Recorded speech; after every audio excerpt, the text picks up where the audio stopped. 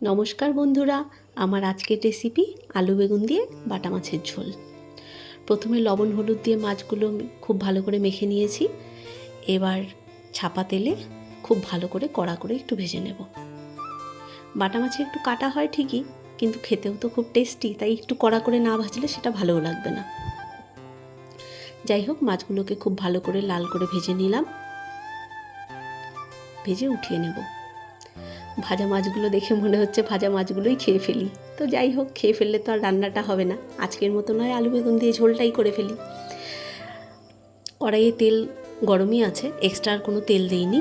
কালো জিরে ফোড়ন দিয়ে আলু বেগুন দিয়ে দিলাম। এবার আলু বেগুন দিয়ে নাড়াচাড়া করে নেব। খুব বেশি ভাজবো না, আমি আলু বেগুন দিয়ে যে কোনো মাছের ঝোল করলে খুব বেশি করে ভাজি না। আর যদি খুব ভাজতেই হয় তাহলে বেগুনটাকে আমি আলাদা করে ভেজে তুলে রাখি, তো আজ সেভাবে আর করব না।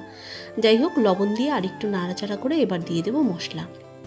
মশলা বলতে দিয়ে দিলাম শুধুমাত্র পেঁয়াজ বাটা, সাথে হলুদ গুঁড়ো, জিরে গুঁড়ো আর লঙ্কা গুঁড়ো। লবণ তো ভাজার সময় দিয়েছি, তাই এখন আর দরকার হবে না। এবার কষানোর সময় একটু জল দিয়ে নিলাম। জল দিয়ে কষিয়ে নিলে মশলাটা একটু লেগেও যায় না, আর কষানোটাও খুব ভালো হয়। যাই হোক, খুব ভালো করে কষাতে থাকবো। কষানো হয়ে গেলে যখন পেঁয়াজের কাঁচা গন্ধটা চলে যাবে আর মশলা থেকে তেল বেরিয়ে যাবে, তখন দিয়ে দেব জল। দেখুন, খুব ভালো করে কষানো হয়ে গেছে, আর বেগুনগুলোও একটু নরম হয়ে এসছে।